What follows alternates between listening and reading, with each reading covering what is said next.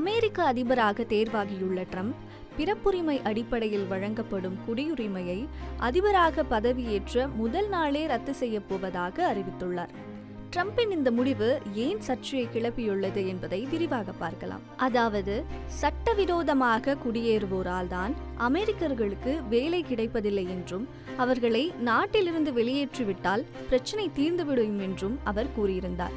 மேலும் முறைகேடாக நாட்டில் இருப்போர் வாக்களிக்க கூட அனுமதிக்கப்படுவதாக அவர் குற்றஞ்சாட்டியிருந்தார். இதற்கிடையே அமெரிக்காவில் குடியேறிய வெளிநாட்டினரை தடுக்க தன்னிடம் உள்ள திட்டங்களை குறித்து ட்ரம்ப் தடாலடியாக சில கருத்துக்களை தெரிவித்துள்ளார். அவர் அடுத்த மாதம் 20ஆம் தேதி அதிபராக பதவியேற்க உள்ள நிலையில் அதிபர் பதவிக்கு வந்தவுடன் பிறப்புரிமை அடிப்படையில் வழங்கப்படும் குடியுரிமையை நிறுத்த உள்ளதாக கூறியுள்ளார்.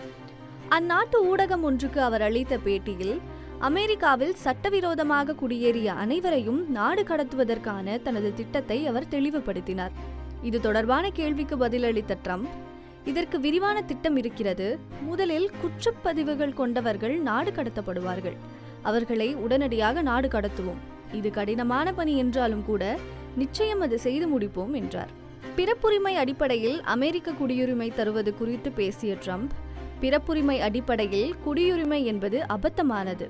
இதை முடிவுக்கு கொண்டு வர ஒரு நிர்வாக உத்தரவே போதும். நான் அமெரிக்க அதிபராக பதவியேற்ற முதல் நாளே இந்த உத்தரவை பிறப்பிக்கப் போகிறேன். நமது நாட்டின் அரசியலமைப்பு சட்டத்திலும் பல திருத்தங்கள் தேவைப்படுகிறது. அமெரிக்க பொருளாதாரம் முன்னேற வேண்டும், அமெரிக்கர்களுக்கு நல்ல வேலை கிடைக்க வேண்டும் என்றால் இதை நாம் செய்தாக வேண்டும். இதை நிறைவேற்ற எதிர்க்கட்சிகளுடன் கூட பேச தயாராக இருக்கிறேன் என்றார். கடந்த 2022ஆம் ஆண்டு நடத்தப்பட்ட ஒரு கணக்கெடுப்பின்படி சுமார் 48 லட்சம் இந்திய அமெரிக்கர்கள் அமெரிக்காவில் வாழ்கின்றனர். அவர்களில் 34%, அதாவது 16 லட்சம் பேர் அமெரிக்காவில் பிறந்தவர்கள்.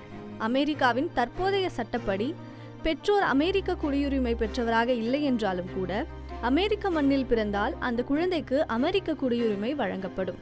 இதைத்தான் நிர்வாக உத்தரவு மூலம் ரத்து செய்ய போவதாக ட்ரம்ப் அறிவித்துள்ளார். அமெரிக்க குடியுரிமை அல்லது கிரீன் கார்டு இல்லாத பெற்றோரை இது பாதிக்கும். ட்ரம்ப் இந்த சட்டத்தை ரத்து செய்தால் அவர்களின் குழந்தை அமெரிக்காவிலேயே பிறந்திருந்தாலும் அந்நாட்டின் குடியுரிமை கிடைக்காது.